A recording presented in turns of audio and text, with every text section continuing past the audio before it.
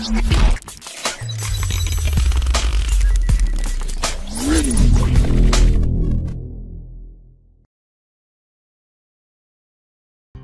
of Green Gables by L. M. Montgomery, retold by Claire West. A surprise for the Cuthberts. Matthew Cuthbert lived with his sister Marilla on their farm on Prince Edward Island in Canada. Their farmhouse, Green Gables, was just outside the little village of Avonlea. Matthew was nearly 60 and had a long brown beard. His sister was 5 years younger. They were both tall and thin with dark hair. Everybody in Avonlea knew that the Cuthberts were quiet people who worked very hard on their farm. One afternoon, Matthew drove the horse and cart to the station. "Has the 5:30 train arrived yet?" he asked the station master. "Yes," the man replied. "And there's a passenger who's waiting for you. A little girl." "A little girl?" asked Matthew. "But I've come for a boy. The children's home is sending us one of their orphan boys. We're going to adopt him, you see, and he's going to help me with the farm work." "Well, perhaps the children's home didn't have any boys, so they sent you a girl," answered the station master carelessly. "Here she is." Matthew turned shyly to speak to the child. She was about 11, with long red hair in 2 plaits. Her face was small, white and thin, with a lot of freckles, and she had large grey-green eyes. She was wearing an old brown hat and a dress which was too small for her. "Are you Mr. Cuthbert of Green Gables?" she asked excitedly, in a high, sweet voice. "I'm very happy to come and live with you and belong to you. I've never belonged to anyone, you see. The people at the children's home were very kind, but it's not very exciting to live in a place like that, is it?" Matthew felt sorry for the child. How could he tell her that it was all a mistake? But he couldn't just leave her at the station. He decided to take her home with him. Marilla could explain the mistake to her. He was surprised that he enjoyed the journey home. He was a quiet, shy man, and he didn't like talking himself. But today, he only had to listen, because the little girl talked and talked and talked. She told him all about herself while they drove along. "My parents died when I was a baby, you know, and for the last 3 years, I've had to work for my food. I've lived with 3 different families and looked after their children.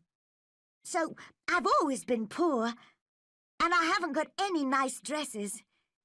But I just imagine that I'm wearing the most beautiful blue dress and a big hat with flowers on and blue shoes, and then I'm happy.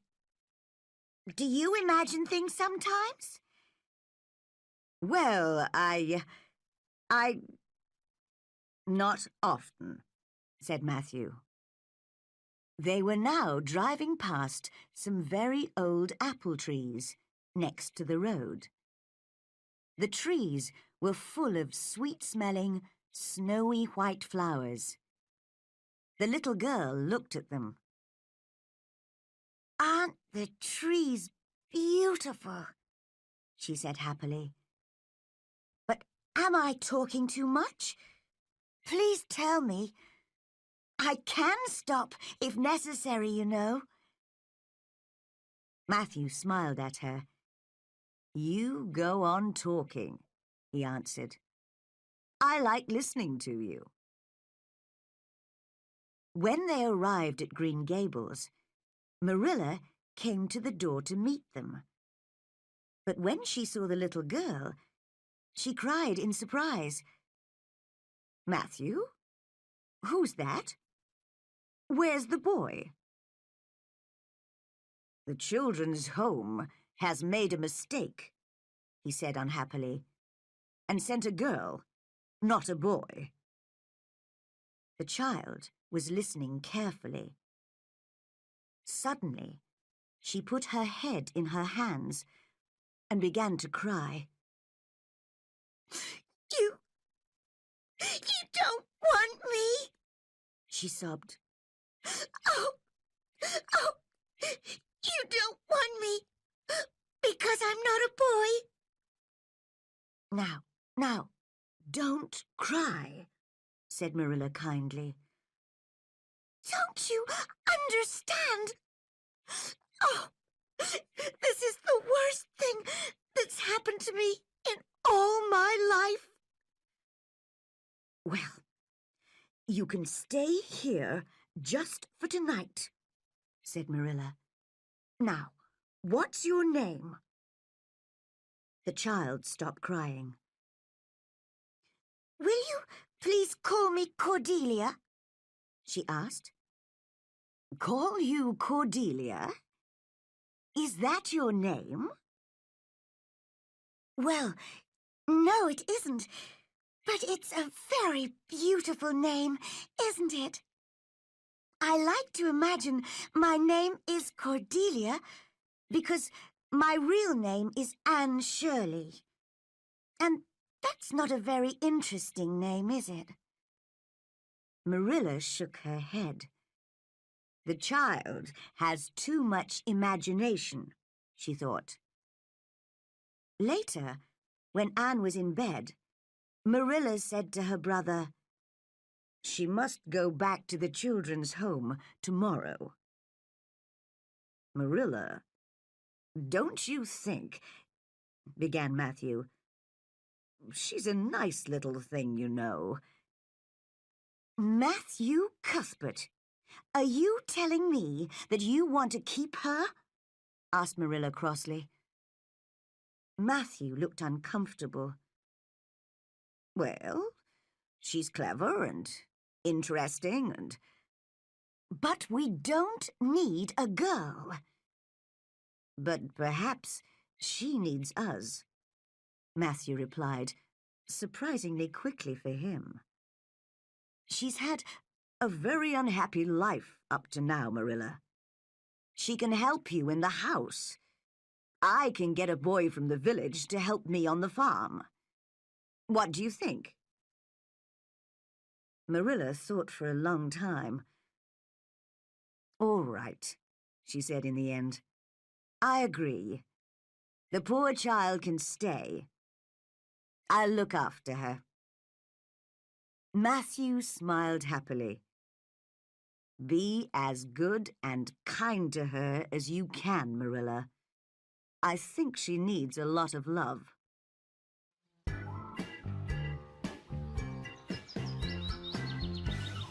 Chapter 2. At Green Gables. And so the next morning, Marilla said, Well, Anne, Matthew and I have decided to keep you. Only if you're a good girl, of course. Why, child? What's the matter? I'm crying, sobbed Anne, because I'm very happy. It's beautiful here. People say I'm very bad, but I'll try very hard to be good.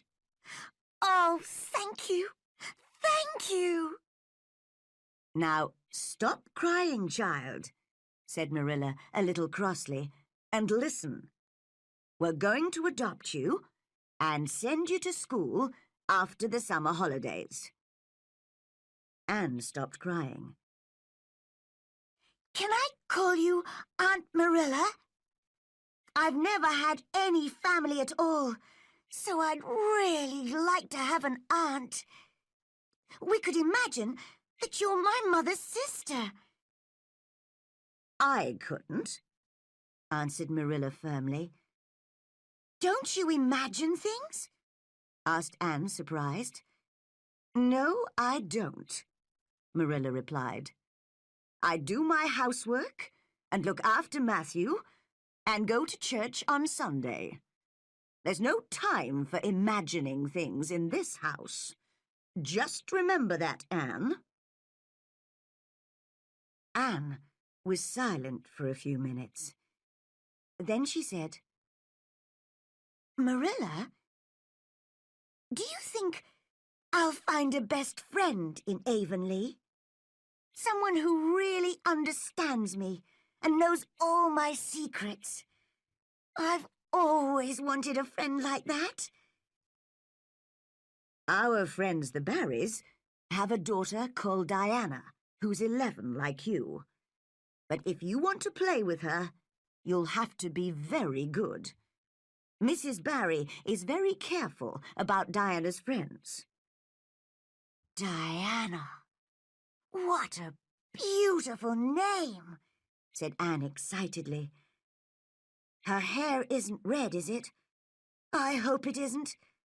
She looked sadly at her red plaits. "I hate my hair." "Diana has dark hair. She's a good, clever girl. Try to be like her, Anne." When the two girls met, they knew at once that they would be good friends. They often played together in the fields or by the river or in the garden. In the morning, Anne helped Marilla with the housework. Then in the afternoon, she played with Diana or talked happily to Matthew while he worked on the farm. She soon knew and loved every flower, tree, and animal at Green Gables. The Cuthberts had another friend, Mrs. Rachel Lynde. She liked to know everything that was happening in and around Avonlea. She was very interested in the Cuthberts' little orphan girl. So one day, she visited Marilla. "I was very surprised to hear about the child," she told Marilla. "So you and Matthew have adopted her." "I'm surprised myself," answered Marilla with a smile. "But she's a clever little thing, you know, and she's always dancing or singing or laughing." Mrs. Lynde shook her head sadly. "What a mistake, Marilla. You've never had any children yourself, so how can you look after her?" Just then, Anne ran in from the garden. She stopped suddenly when she saw a stranger in the kitchen. Mrs. Lynde looked at the thin little girl in the short dress with her freckled face and red hair. "Isn't she thin, Marilla?" she said. "Just look at those freckles, and hair as red as carrots." Anne's face went red. She ran up to Mrs. Lynde. "I hate you," she shouted angrily. "I hate you! You're a horrible, fat old woman!" And she ran upstairs. "Oh, dear, oh, dear," said Mrs. Lynde. "What a terrible child! You'll not have an easy time with her, Marilla." "You were rude to her, Rachel," Marilla replied, before she could stop herself. Well, said Mrs. Lind. She got up and walked to the door. I think this orphan is more important to you than I am. When I think how long we've been friends, you'll have trouble with her, I can tell you. Well, I'm sorry for you, that's all. Goodbye. Marilla went upstairs to Anne's room. The child was lying on her narrow bed, sobbing loudly. You mustn't get angry like that, Anne. Mrs. Lind is my friend, and you were very rude to her. She was rude to me, said Anne. She said I was thin and freckled and red-haired. It was very unkind. I understand how you feel, said Marilla, but you must go to her and tell her you're sorry. I can never do that, said Anne firmly. Then you must stay in your room and think about it. You can come out when you agree to say that you're sorry. Anne stayed in her room all the next day. Downstairs, the house was very quiet without her. That evening, while Marilla was busy in the garden, Matthew went up to Anne's room. The child was sitting sadly by the window. Anne, he said shyly, why don't you say you're sorry?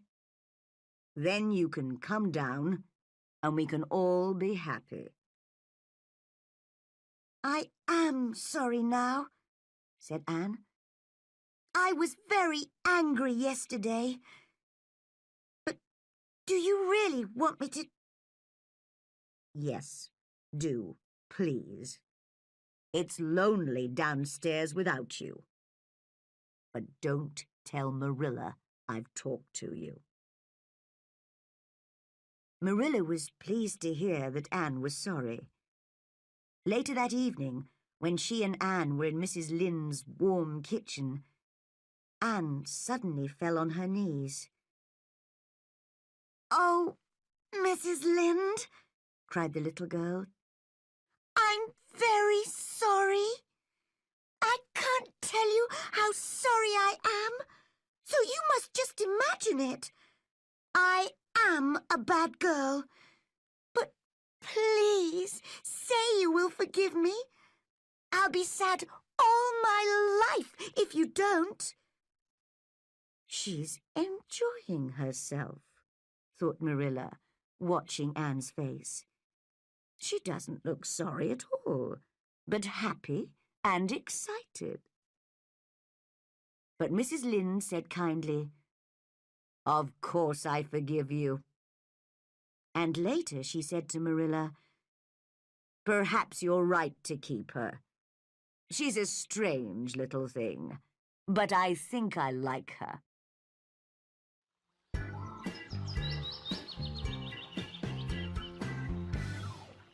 Chapter 3. At Avonlea School. When school started in September, Anne and Diana walked there and back together every day. What a beautiful day, Anne said happily one morning as the two little girls walked across the fields. I'm very lucky to have you as my best friend, Diana.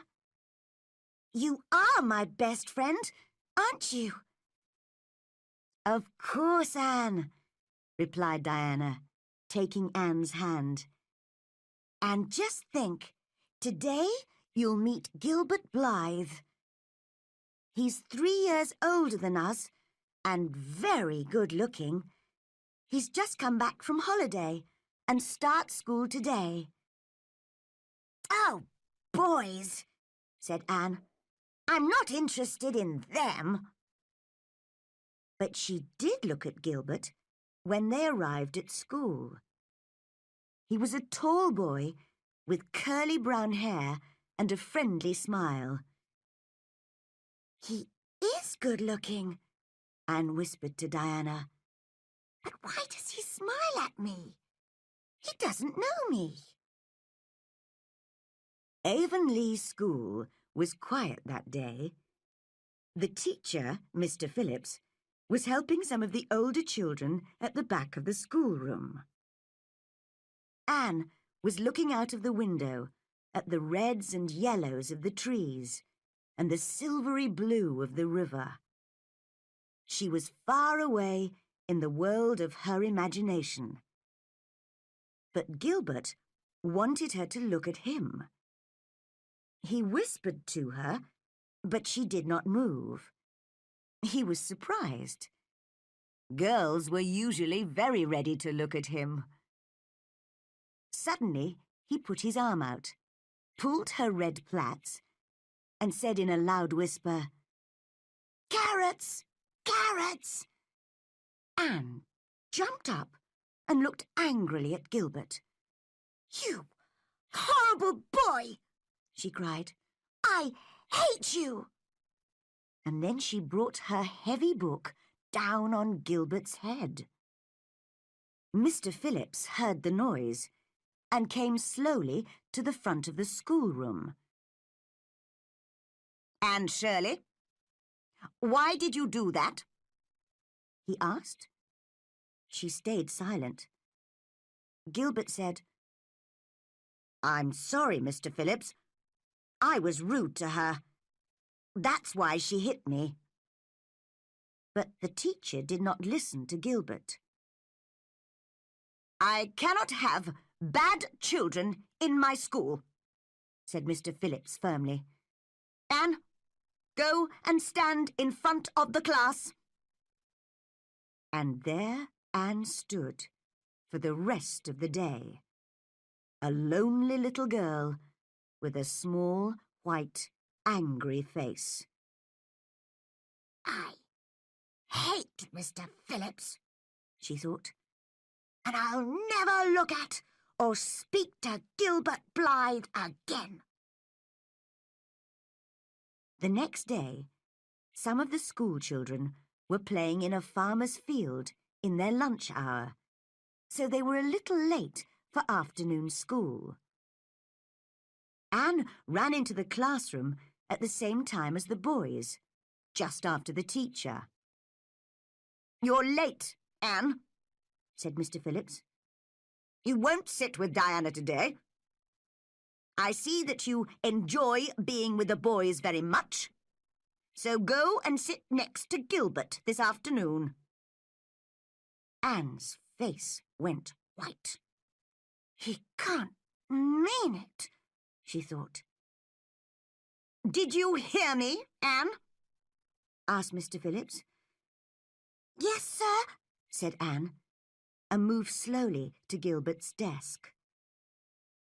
There she sat down and put her head on the desk, with her arms over it. "This is the end," she was thinking. "I wasn't the only person who was late, and he sent me to sit with a boy, and that boy is Gilbert Blythe." The rest of the day went very slowly for Anne. When it was time to leave, she went to her desk, next to Diana's, and took all her books, pens and pencils with her. "What are you doing, Anne?" asked Diana. "I'm not coming back to school," replied Anne firmly. "Oh, but Anne, we're reading a new book next week, and we're playing a new game on Monday, and it'll be very exciting, and you'll miss it, Anne." But Anne was not interested. "I'm sorry, Diana," was her only answer. That evening, Marilla ran round to Rachel Lynde's house.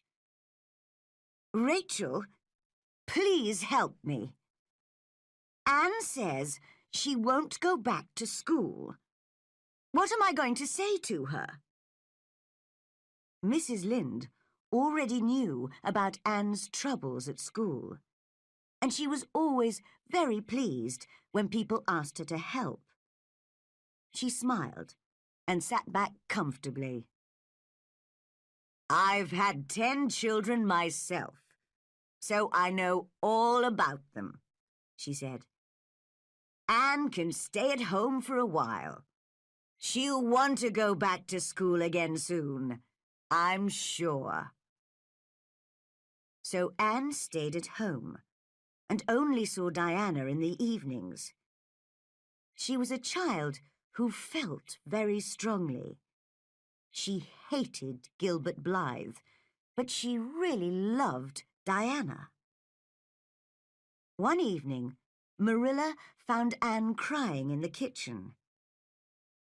"What's the matter, child?" she asked in surprise. "I love Diana very much," sobbed Anne. "I can't live without her, Marilla. But what will happen when she marries? I hate her husband already. I can imagine her in the church in her long white dress, and then she'll go away, and I'll never see her again."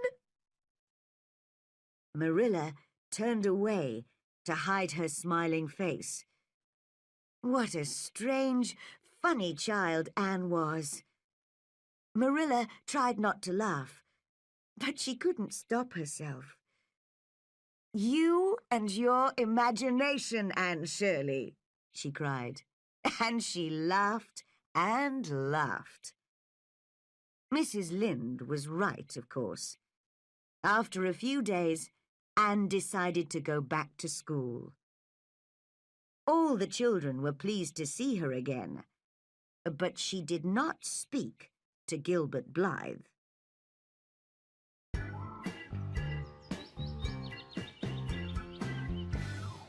Chapter 4. More Trouble for Anne.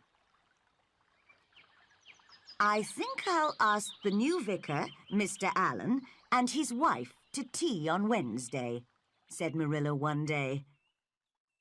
"Oh, yes, please do," cried Anne excitedly.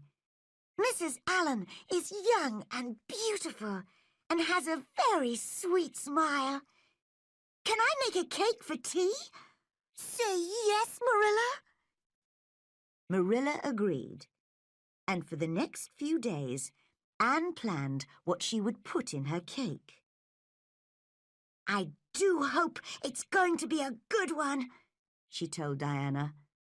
"Sometimes I forget to put in the right things." "You made a very good one last week," said her friend. "I'm sure it'll be all right." On Wednesday, the tea party started very well. "These are very good cakes, Miss Cuthbert," Mrs. Allen said to Marilla. "You have been busy." "Anne made this one specially for you, Mrs. Allen," replied Marilla. "Oh, well, I must try some," laughed the vicar's wife. But after the first mouthful, there was a very strange look on her face. "Is anything wrong?" asked Marilla. She ate a piece of Anne's cake herself. "Oh, Anne, what have you put in this cake?" she cried. Isn't it all right?" asked Anne, her face red. "All right? It's horrible. Don't try to eat any more, Mrs. Allen. Anne, you've put my medicine in this cake." "Oh, I didn't know. It was white and in a bottle. I thought it was milk," sobbed Anne. She ran upstairs and fell on her bed, crying loudly. But later that evening, when Mr. and Mrs. Allen went home, Marilla came to talk to her.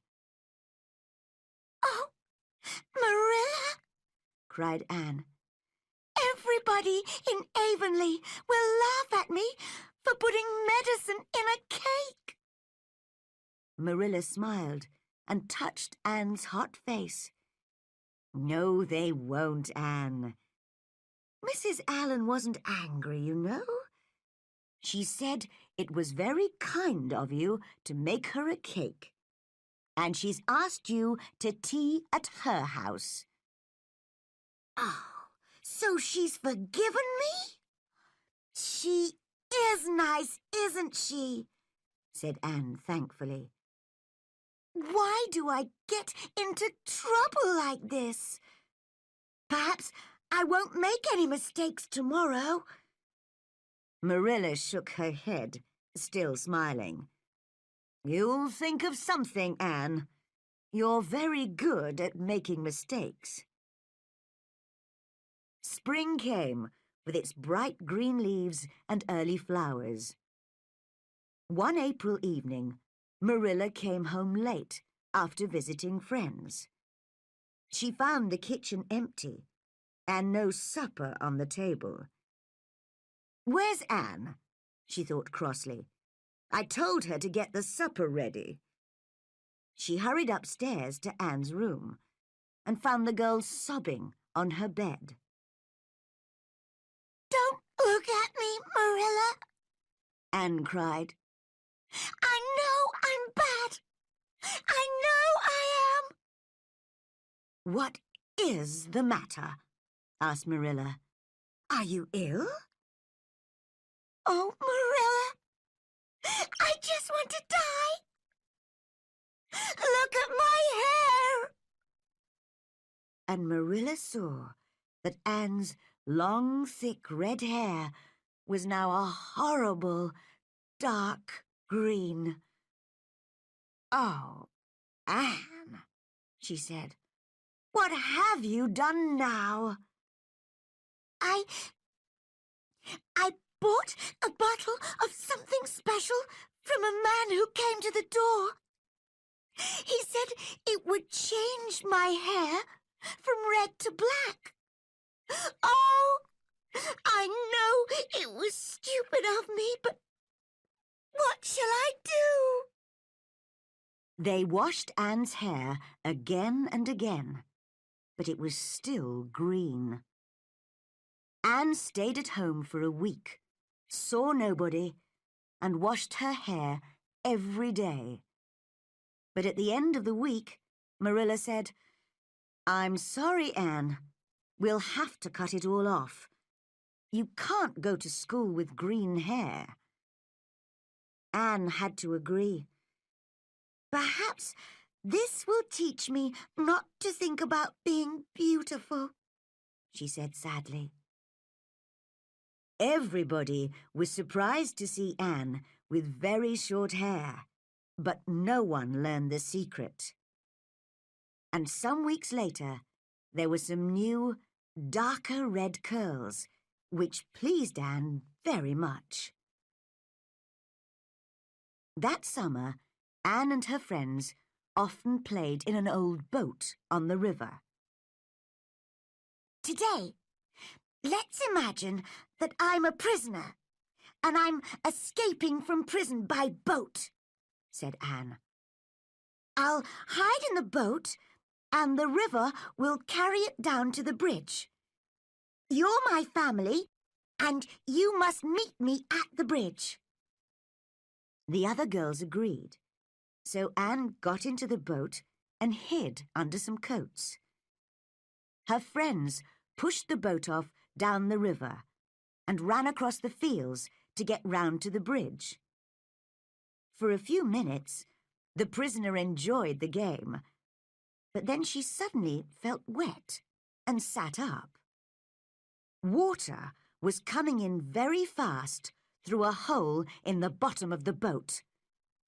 Luckily, there were some trees by the river, and Anne saw a low branch over the water. She jumped up and caught the branch. The boat went on without her, and a few seconds later went down under the water. Her friends on the bridge saw the boat, but they did not see Anne under the tree. "Oh! Oh! Anne's dead! The boat's gone down and she's in the river!" they screamed, and ran back to the village for help. Poor Anne could not move. She held on, but her arms were getting tired, and she knew that she would fall in a minute. Suddenly, there was Gilbert Blythe in his boat. "Anne Shirley," he cried, "what are you doing there?" He did not wait for an answer, but quickly helped Anne into his boat. She didn't say a word. When they arrived at the bridge, she got out and turned away. "Thank you for helping me," she said coldly. But Gilbert jumped out and put a hand on her arm. "Anne," he said quickly, "I'm sorry I called you carrots. It was a long time ago. I think your hair is really nice now. Can we forget it and be friends?" For a second, Anne wanted to say yes. But then she remembered standing alone in front of the school children all afternoon because of Gilbert. She would never forgive him for that. "No," she replied coldly. "I shall never be your friend, Gilbert Blythe." "All right." Gilbert jumped angrily back into his boat. "I'll never ask you again, Anne Shirley." Anne walked home with her head held high, but she felt strangely sad and wanted to cry. "Why are you always in trouble, Anne?" asked Marilla when she heard about Anne's adventure. "Well, I think I'm learning, Marilla," answered Anne. "I learn from my mistakes, and after today, I won't use my imagination so much. I don't think Avonlea is the right place for imagination." "No, it isn't," agreed Marilla, a little crossly. When she went out, Matthew, who was sitting quietly in his corner, whispered to Anne, "Keep a little imagination, Anne. Not too much, of course. Just a little."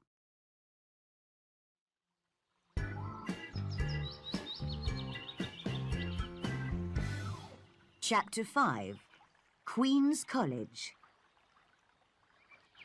One day, Marilla said, "Anne, your new teacher, Miss Stacy, spoke to me yesterday. She says you must study for the examinations for Queen's College in 2 years' time. Then if you do well, you can study at Queen's in Charlottetown for a year, and after that, you'll be a teacher."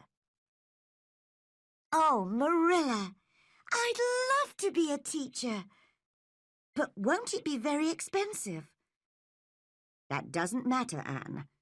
When Matthew and I adopted you 3 years ago, we decided to look after you as well as we could. Of course we'll pay for you to study." So in the afternoons, Anne and some of her friends stayed late at school, and Miss Stacy helped them with the special examination work. Diana didn't want to go to Queen's, so she went home early, but Gilbert stayed. He and Anne still never spoke, and everybody knew that they were enemies, because they both wanted to be first in the examination. Secretly, Anne was sorry that she and Gilbert weren't friends, but it was too late now. For 2 years, Anne studied hard at school, She enjoyed learning, and Miss Stacy was pleased with her. But she didn't study all the time. In the evenings and at weekends, she visited her friends, or walked through the fields with Diana, or sat talking to Matthew. "Your Anne is a big girl now. She's taller than you," Rachel Lynde told Marilla one day. "You're right, Rachel," said Marilla in surprise. "And she's a very good girl now, isn't she? She doesn't get into trouble these days. I'm sure she helps you a lot with the housework, Marilla." "Yes, I don't know what I'd do without her," said Marilla, smiling. "And look at her. Those beautiful grey eyes and that red-brown hair. You know, Marilla, I thought you and Matthew made a mistake when you adopted her. But now I see I was wrong. You've looked after her very well." "Well, thank you, Rachel," replied Marilla, pleased. That evening, when Matthew came into the kitchen, he saw that his sister was crying. "What's the matter?" he asked, surprised. "You haven't cried since, well, I can't remember when." "It's just, well, I was thinking about Anne," said Marilla. I'll miss her when she goes away." "When she goes to Queen's, you mean?" "Yes, but she can come home at weekends on the train." "I'll still miss her," said Marilla sadly. In June, the Avonlea boys and girls had to go to Charlottetown to take their examinations. "Oh, I do hope that I've done well," Anne told Diana when she arrived back at Green Gables. "The examinations were very difficult, and I've got to wait for 3 weeks before I know. 3 weeks! I'll die!" Anne wanted to do better than Gilbert, but she also wanted to do well for Matthew and Marilla. That was very important to her. Diana was the first to hear the news. She ran into the kitchen at Green Gables and shouted, "Look, Anne, it's in Father's newspaper. You're first, with Gilbert, out of all the students on the island. Oh, how wonderful!" Anne took the paper with shaking hands and saw her name at the top of the list of 200. She could not speak.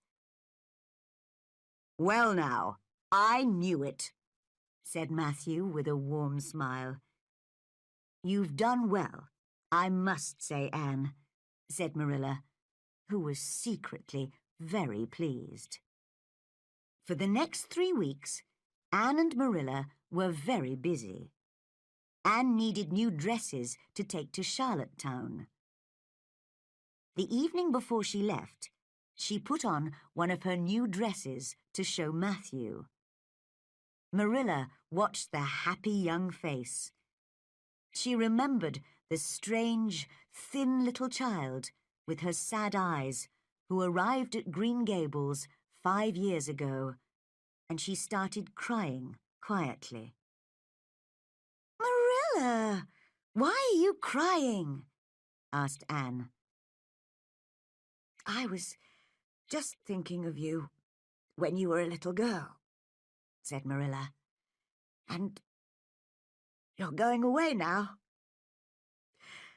And I'll be lonely without you."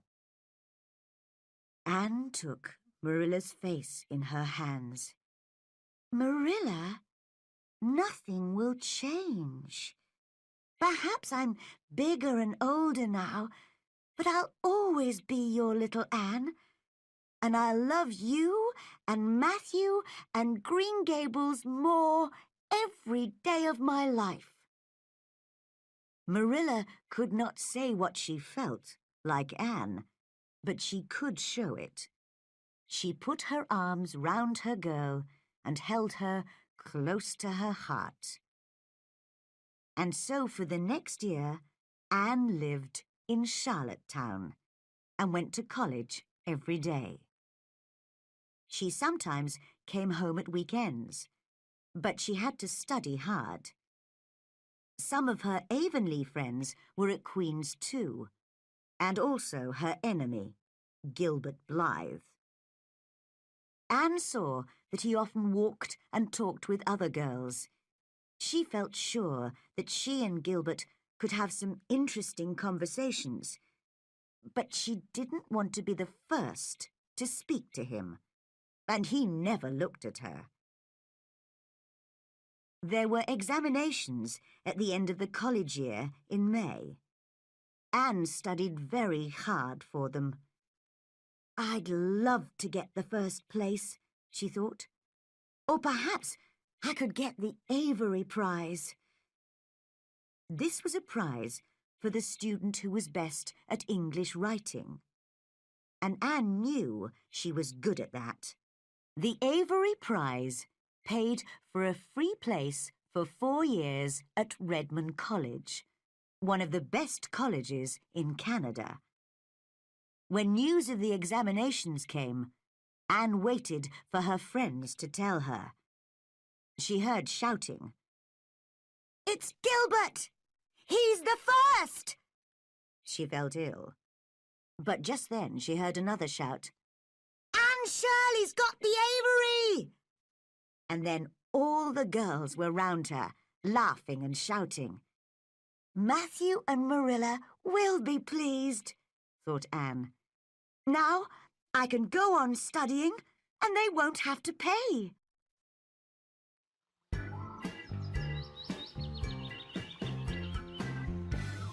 Chapter 6.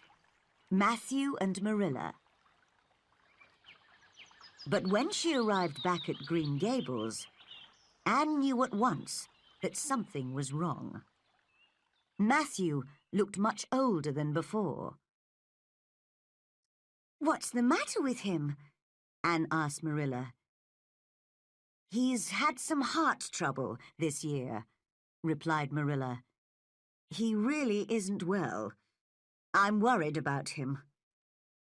"And you're not looking well, Marilla," said Anne. "Now you must rest while I do the housework."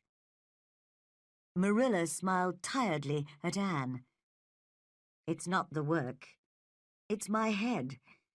It often hurts behind my eyes. I must see the doctor about it soon. But another thing, Anne. Have you heard anything about the church bank?" "I heard it was having a difficult time." "All our money is in that bank. I know Matthew's worried about it."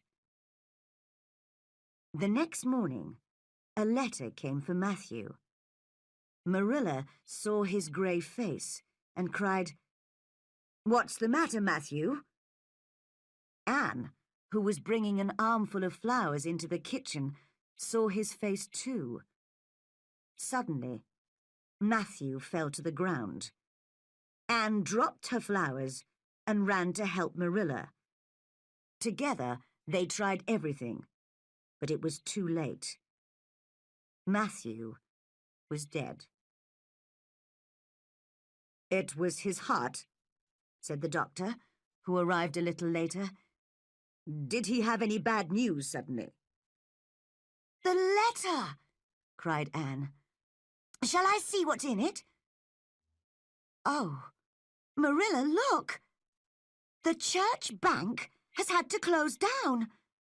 Your money and Matthew's has all gone." Everybody in Avonlea was sorry to hear that Matthew was dead. For the first time in his life, Matthew Cuthbert was an important person. At first, Anne couldn't cry. But then she remembered Matthew's smiling face when she told him about the Avery Prize. Suddenly, she started crying and couldn't stop.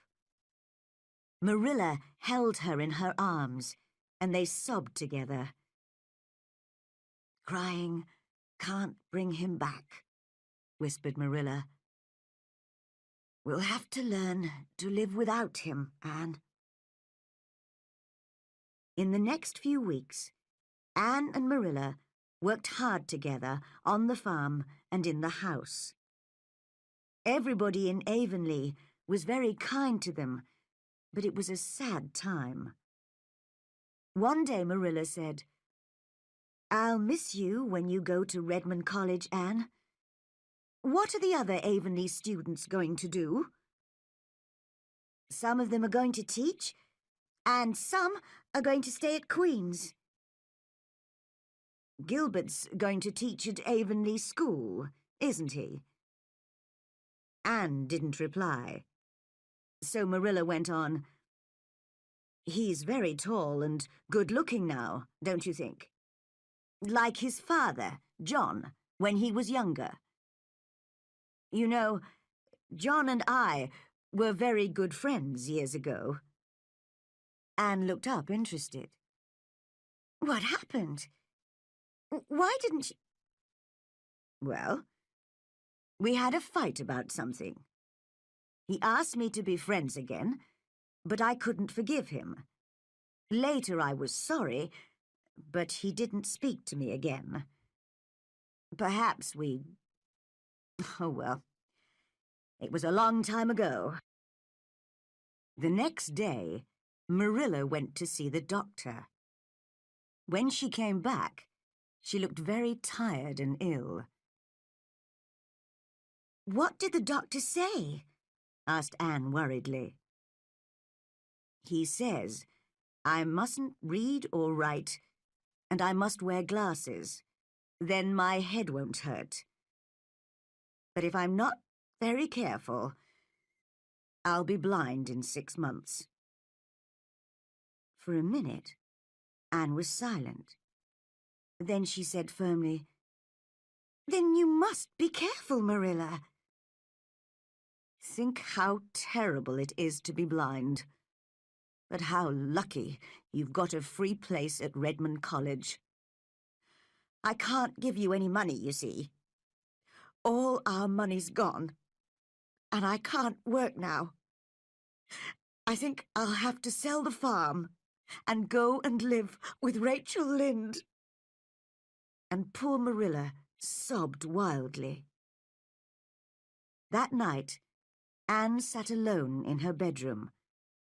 She thought and thought for some time, and then she smiled. When she went to bed, she knew what she was going to do. The next day, she explained it all to Marilla. "You can't sell Green Gables. It's our home. Just listen. I've planned everything. I'm not going to Redmond College. It's too far away. I'm going to teach in one of the village schools near here. Then I can live there during the week and come home at weekends to look after you. Diana's father will use our fields and pay us for them, and so we'll have some money. You see?" "Oh, Anne, I'll be all right if you're here, but you must go to Redmond if you want to study." "Redmond College doesn't matter," laughed Anne. "I'm going to study at home in the evenings, and I'm going to be a really good teacher. That's better than anything." Marilla shook her head and tried not to cry. "You're a good girl, Anne. Now we can keep Green Gables."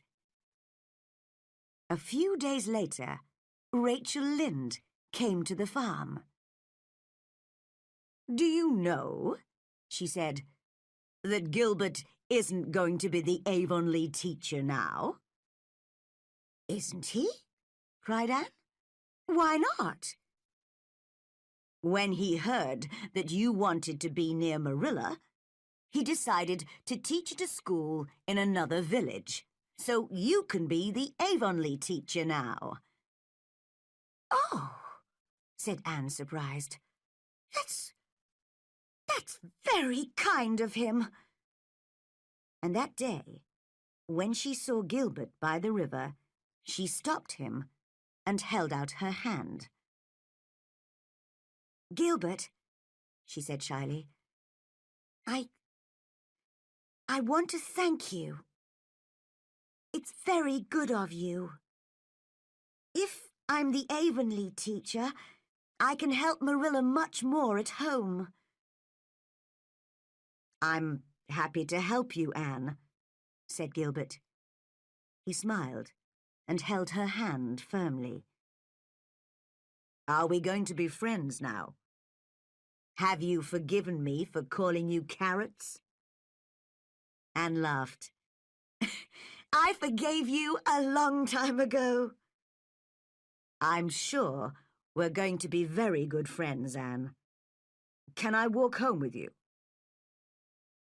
And when Anne came into the Green Gables kitchen, Marilla said, You look very happy, Anne. Was that Gilbert who was with you just now?